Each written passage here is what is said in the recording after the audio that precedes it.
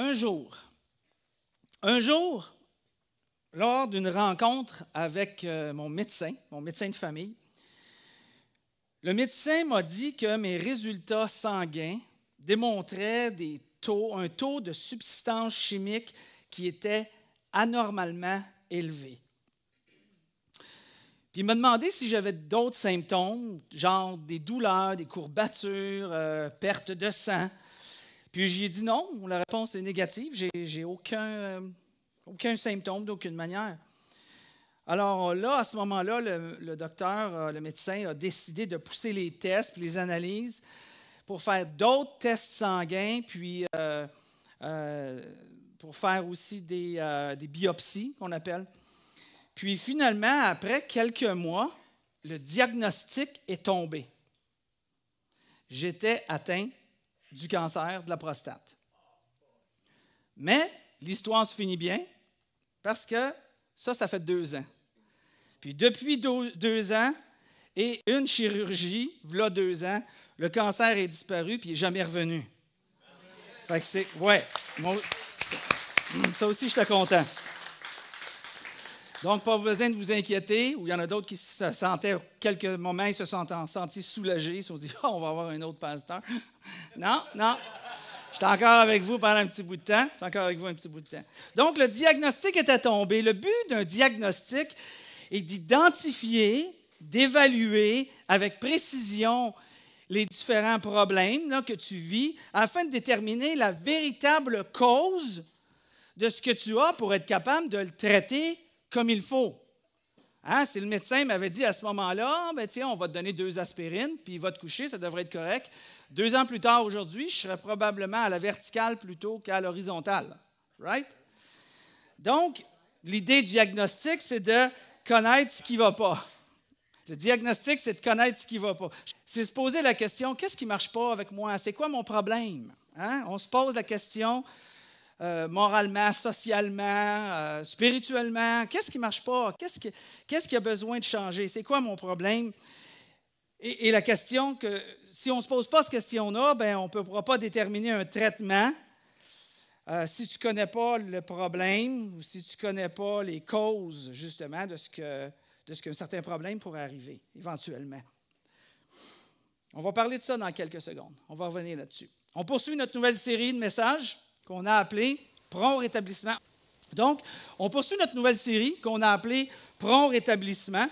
Et l'idée, c'est d'être un guide pour réparer les relations brisées. Alors, on prend les 5 prochaines semaines, ou depuis la semaine passée, on va en faire un guide.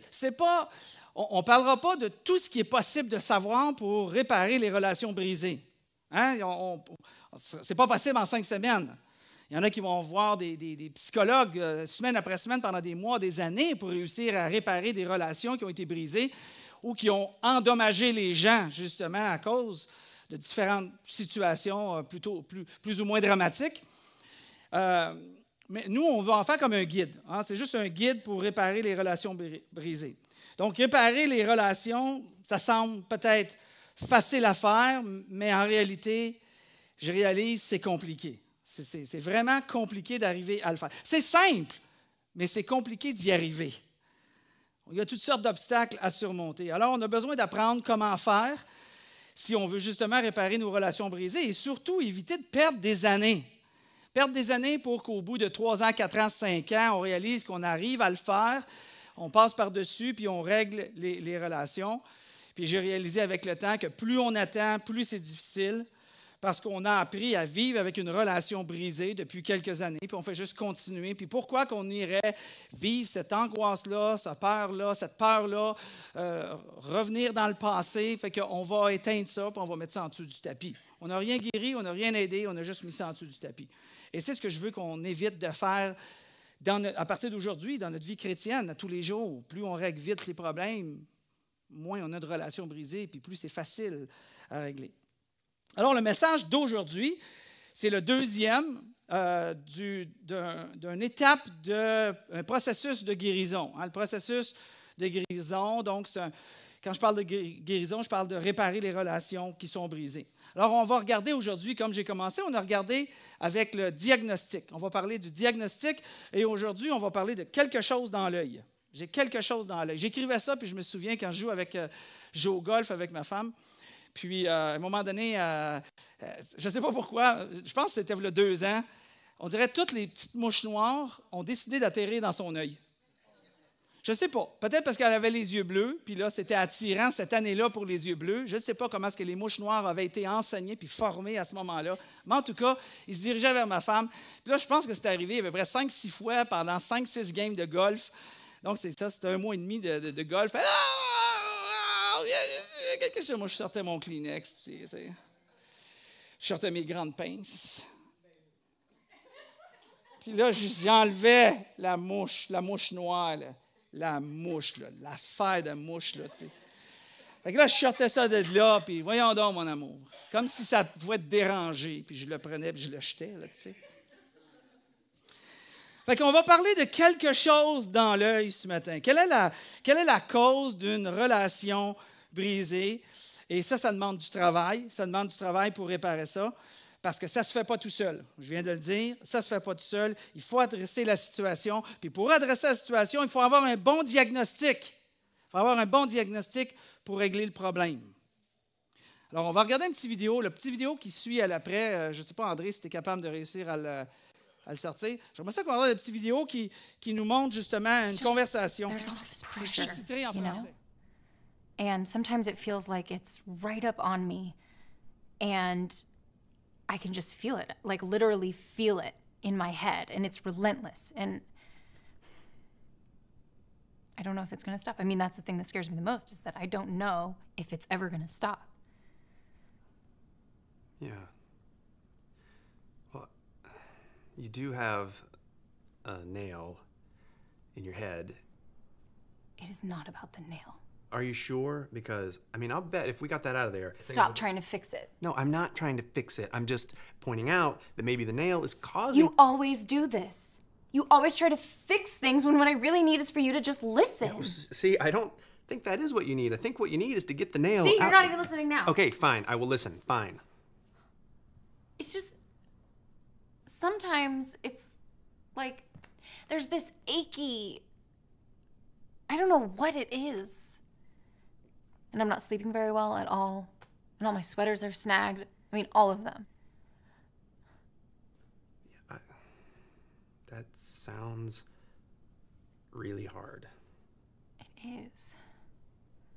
Thank you. Ow! Oh, come on. Ow. If you would just... Don't... Try to see things my way. Do I have to keep on talking till I can go on? We can work it out. C'est pas à cause du clou, c'est pas à cause du clou.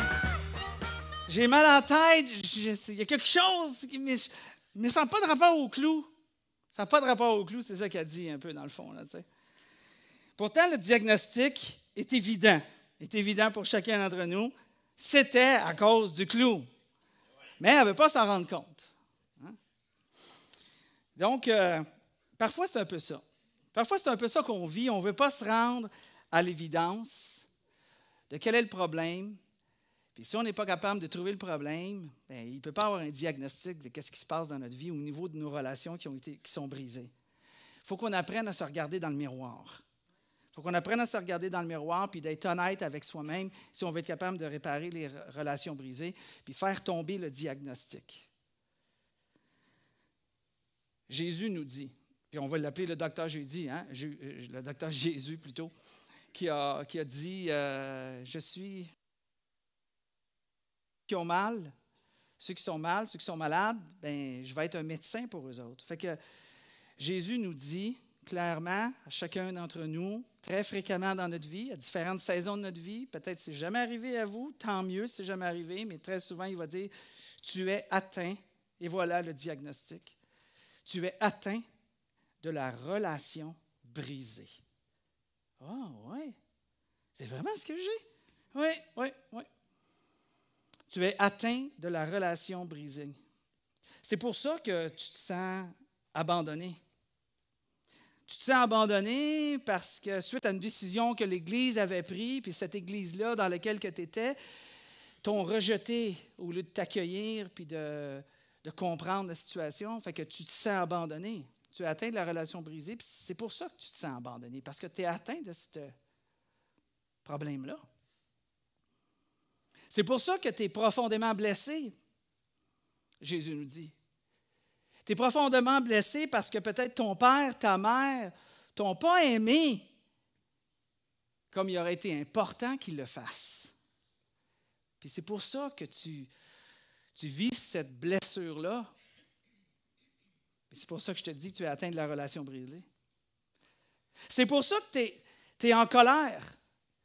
Parce que tu as vécu un divorce, puis il est parti ou imparti.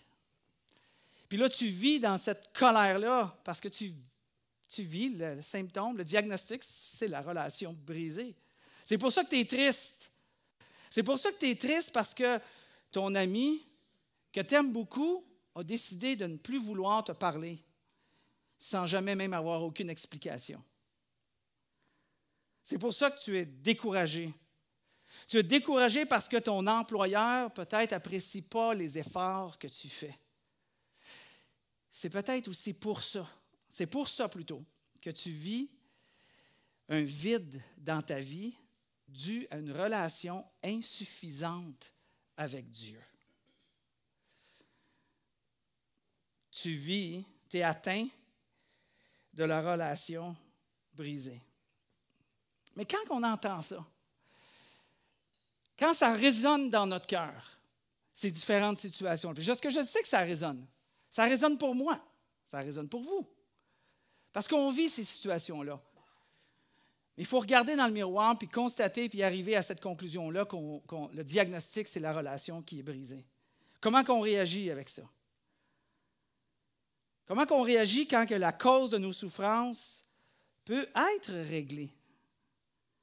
Est-ce qu'on dit, ben non, ça n'a pas de rapport au clou?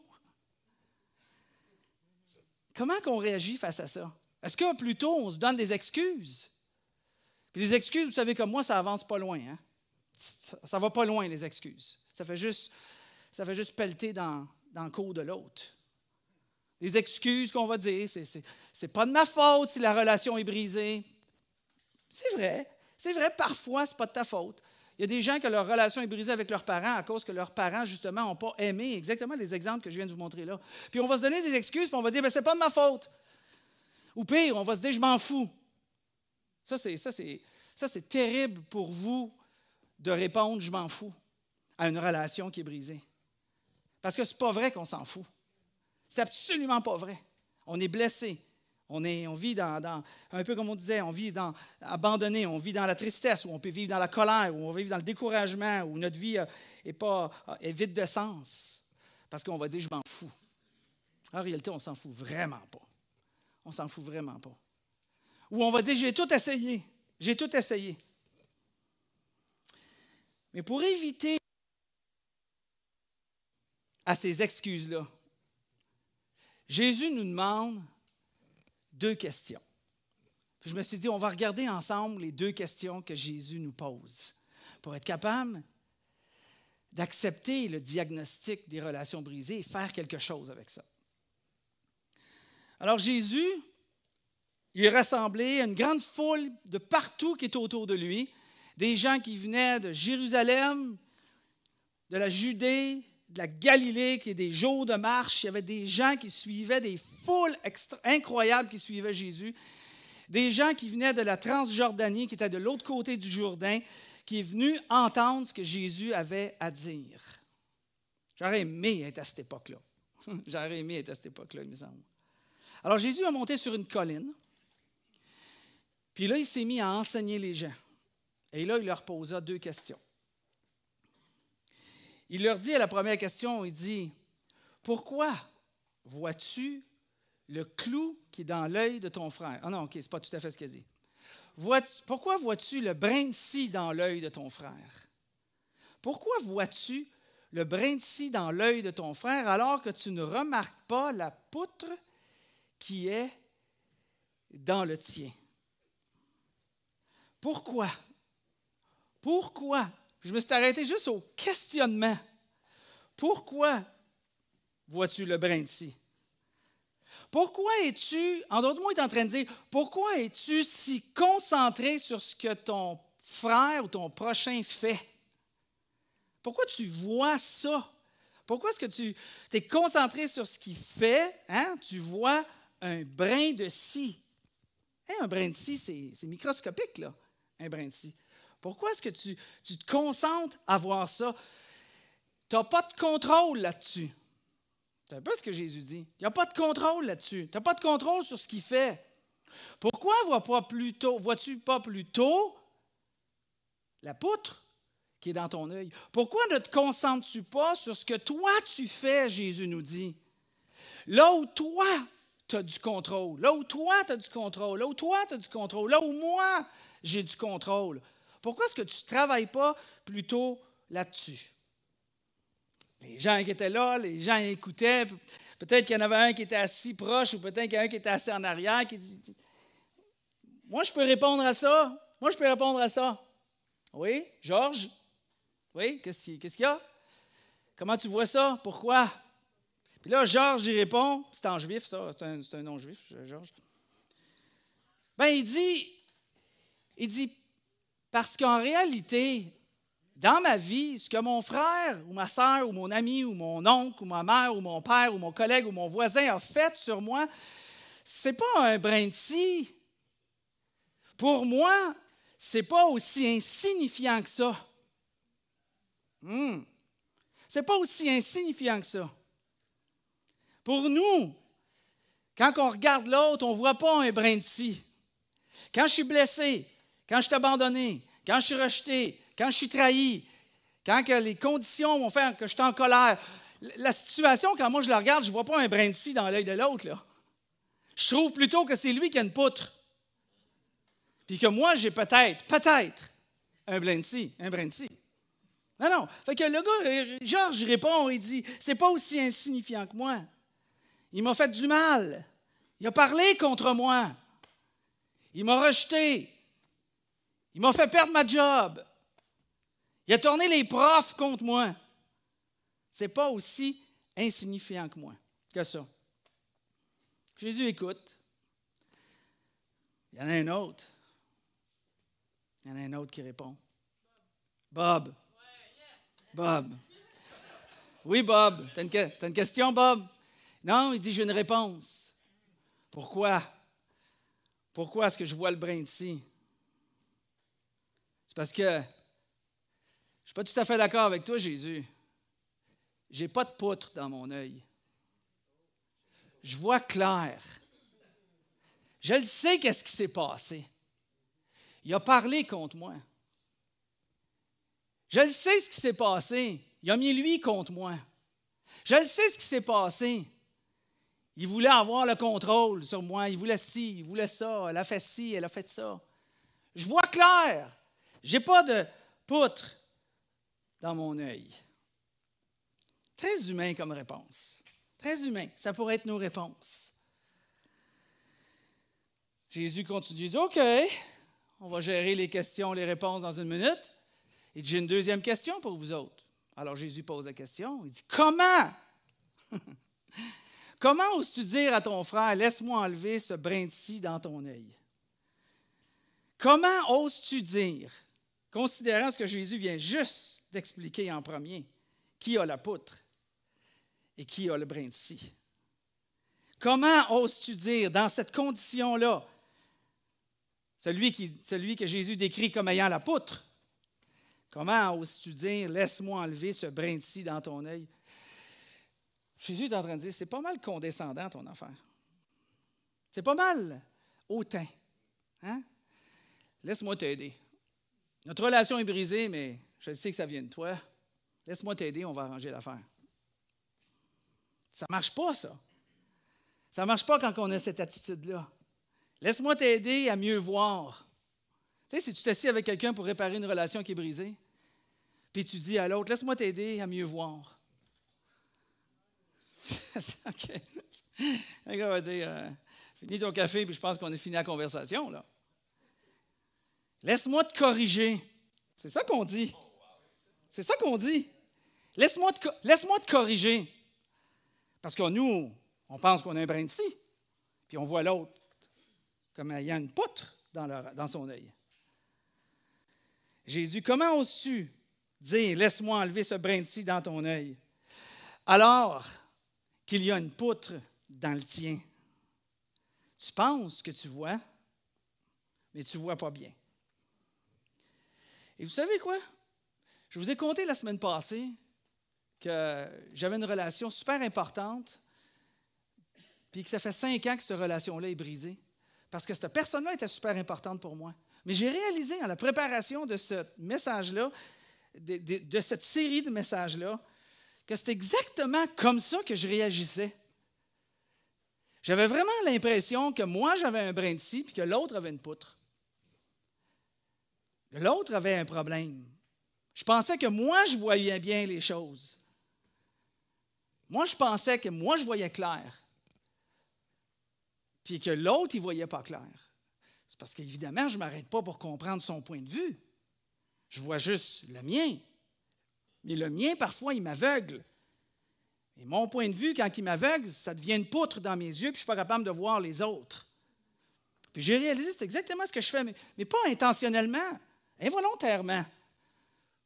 Mais c'est ça que je faisais. Je veux corriger ça, bien sûr. Alors Jésus répond, il dit, tu sais, si on agit comme ça, on pense que l'autre est dans l'erreur, que nous autres, on est corrects, puis on va être condescendants, puis on va dire à l'autre comment réparer la relation, puis comment est-ce qu'il devrait faire, puis qu'est-ce qu'il devrait changer, parce que lui, il ne va pas bien, mais nous, on voit bien. Jésus nous dit, il dit, tu es un acteur. Tu portes un masque. Tu prétends être celui que tu n'es pas. Tu n'es pas véritablement honnête avec toi. Matthieu 7, verset 5. Si vous allez voir dans vos Bibles, Matthieu 7, verset 5, ce n'est pas tout à fait comme ça qu'il l'a dit. Jésus l'a dit autrement. Il l'a dit en grec. Puis la manière qu'il l'a dit, il a dit,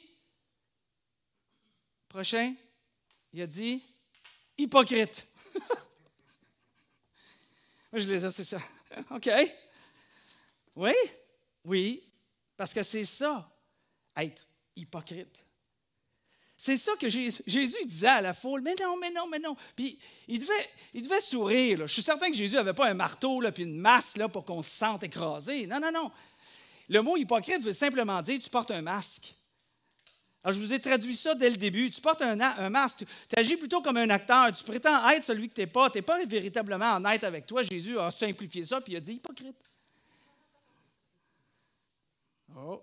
Fait que les gens ils disent ouais, OK, je porte un masque. OK. Puis ce qui suit, ce que Jésus a continué à dire à ce moment-là, il donne vraiment l'information nécessaire pour notre guide, hein, pour ceux qui font le suivi, pour le guide de réparation des relations brisées. Là. Pour le guide, je pense que Jésus a écrit ça puis a dit ça pour nous aujourd'hui parce qu'il savait qu'on était en train d'écrire un guide. Il dit qu'est-ce qui est bien de faire avec ce qui va suivre? Il dit, c'est pas de laisser tomber. C'est pas de laisser tomber quand que tu vois que ton frère a un brin de scie dans l'œil.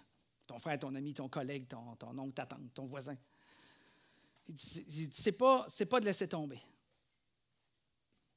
C'est pas de faire sa vie sans s'occuper de la situation. Puis de ne pas t'en inquiéter. Tant pis, l'autre est de même qui c'est ça, je m'en occupe plus. Non, c'est pas ça que Jésus a dit. C'est pas ça qu'il dit. Il ne dit pas d'enterrer ça. C'est pas ça qu'il dit. Parce qu'il sait à quel point ça nous affecte les relations brisées. Il sait. Alors il dit, commence donc par retirer la poutre de ton œil.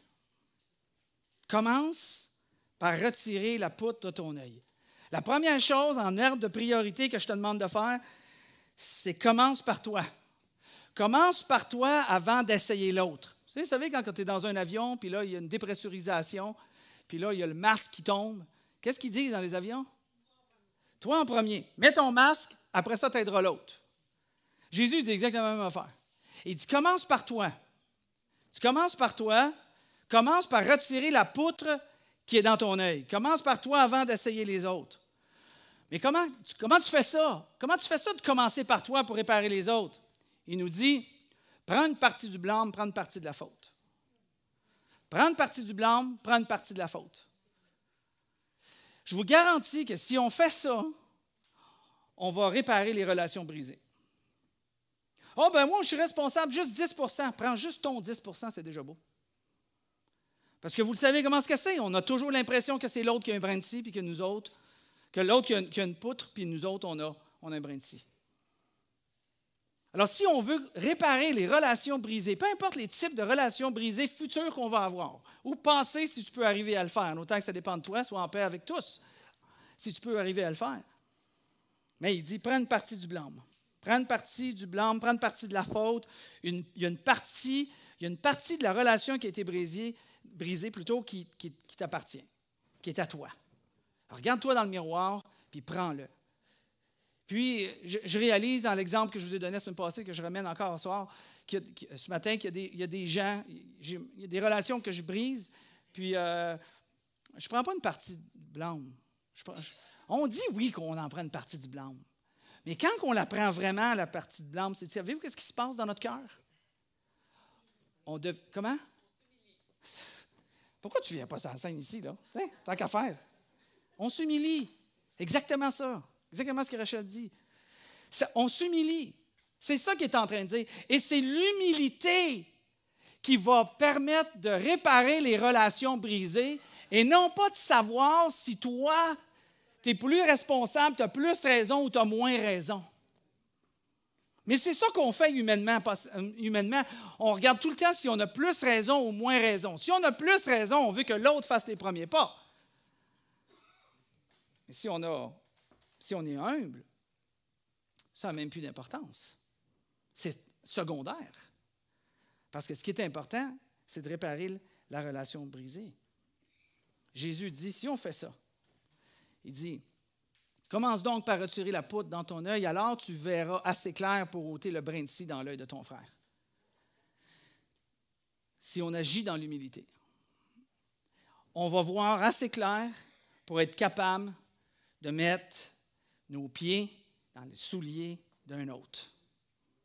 À un moment donné, je l'ai souvent dit, je ne sais pas si je l'ai déjà dit ici, mais je parlais avec mon père, puis il y avait une difficulté avec une relation personnelle à lui, d'amitié. Puis il dit, il est tout le temps dans mes souliers, lui, il essaie tout le temps de piler dans mes souliers, puis là, il m'expliquait la situation, puis tout ça. Puis j'ai dit, ouais, mais... J'ai dit, tu veux-tu réparer la relation? Ah, il est tout le temps dans mes souliers. J'ai dit, des quoi tu portes? Il dit, je porte des 8. Bien, j'ai dit, achète des 9. Tu vas avoir de la place pour lui. Achète des 9, tu vas avoir de la place pour lui. Il faut se mettre dans les souliers de l'autre. Il faut comprendre la situation de l'autre. Il faut comprendre la position de l'autre, le point de vue de l'autre. Mais ça n'arrête pas là. Mais ça n'arrête pas là. Jésus n'a pas dit c'est tout ce que tu as besoin de faire.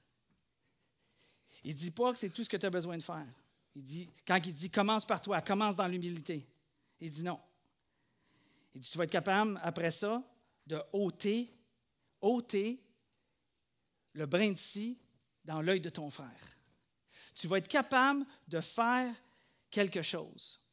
Notre rôle, écoutez bien, si vous êtes chrétien ici, puis vous voulez suivre Jésus-Christ, c'est votre intérêt, votre intention de suivre Jésus. Jésus, il dit ici, ça ne s'arrête pas là d'agir dans l'humilité, mais je te demande de commencer avec toi, dans l'humilité, de prendre une partie du blanc, une partie de la faute, mais une fois que tu vas avoir fait ça, tu vas voir clair, puis tu vas être capable de ôter le brin de scie dans l'œil de l'autre. Dieu nous demande pas juste de pardonner, c'est fini, mais pas juste de prendre une partie du blâme, mais de aussi enlever le brin de scie dans l'œil de ton frère. Il nous demande d'agir vers la réconciliation, dans l'humilité. Il nous demande de réparer. Il nous demande d'enlever l'aveuglement, notre aveuglement et l'aveuglement de celui qu'on a à gérer avec la situation. c'est difficile de faire ça. C'est pas juste, je m'en occupe plus. C'est pas juste, ben là, j'ai acheté une clôture là, de 12 pieds. Fait que j'y ai pardonné, mais lui, il est de son bord, puis moi, je suis du mien. Hein? Puis on dit, c'est bien parfait comme ça, c'est comme ça que ça marche. C'est correct si on veut marcher de même, mais on ne veut pas suivre Jésus. C'est correct si tu veux le faire de même. Le monde vit comme ça. Puis le monde arrive à vivre. À la fin de leur vie, je te garantis que ces gens-là ont beaucoup de regrets, beaucoup de remords, beaucoup de souffrances, beaucoup de peine, beaucoup de relations brisées, par contre. Mais ce n'est pas grave, ils peuvent vivre avec ça. Jésus ne veut pas qu'on vive de même. Il veut qu'on vive la vie abondante grâce à lui. Alors, il nous donne le moyen de réparer les relations, pas juste pour nous, mais aussi pour notre voisin ou notre frère qui est à côté. Lorsqu'on a quelque chose dans l'œil, résistons à vouloir établir notre propre justice et faisons plutôt une prise de conscience. Puis de regarder à soi-même, puis de prendre une part. De commencer à faire pour l'autre ce qu'on aimerait que l'autre fasse pour nous, pour régler la situation. Peut-être que tu es dans cette situation-là, tu as peut-être des relations qui ont été brisées dans le passé, que c'est possible pour toi de réparer si tu vas dans les directives, dans le guide que Jésus nous donne ou nous enseigne. C'est peut-être possible. C'est certain qu'au moins, si tu n'arrives pas à gérer le passé, ben, j'espère qu'on va prendre ce que Jésus nous enseigne pour nous protéger, nous porter garant pour le futur, pour éviter des relations qui vont nous faire mal et qui vont faire mal aux autres. Mais peut-être que tu es en moyen de faire quelque chose puis de réparer quelque chose. Je ne dis pas que c'est facile. Ça n'est pas facile. Ça demande de l'humilité. Et c'est difficile quand on voit toutes les autres, toutes les fautes, toutes les choses qu'ils font ou qu'elles ne font pas correct. Peut-être qu'on a besoin d'envoyer un courriel à quelqu'un. Peut-être que tu as besoin d'envoyer un courriel à quelqu'un pour essayer de réparer l'affaire. Peut-être que tu vas écrire une lettre. Peut-être que tu vas faire un coup de téléphone. Peut-être que tu as besoin de faire une bonne action envers elle. Il y a quelqu'un qui me racontait. Non. Il y a quelqu'un. Non. Je vais dire encore une fois. Je voulais réparer une relation avec quelqu'un. Je voulais réparer une relation avec quelqu'un. Parce que là, je suis en mode d'évaluation de toutes les relations.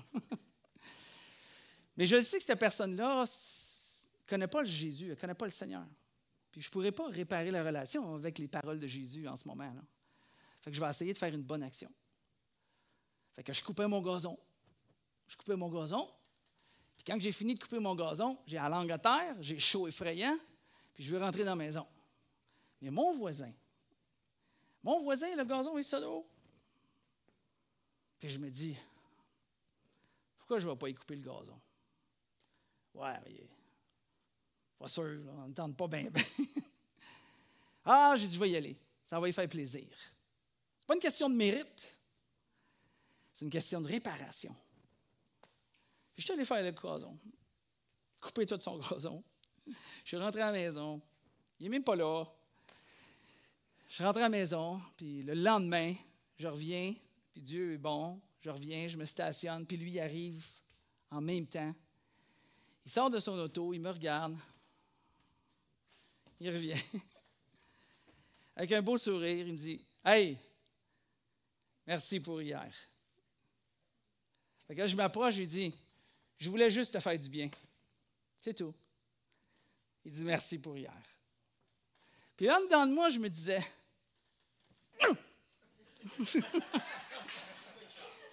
Good shot! » Pas grand-chose. Vraiment pas grand-chose.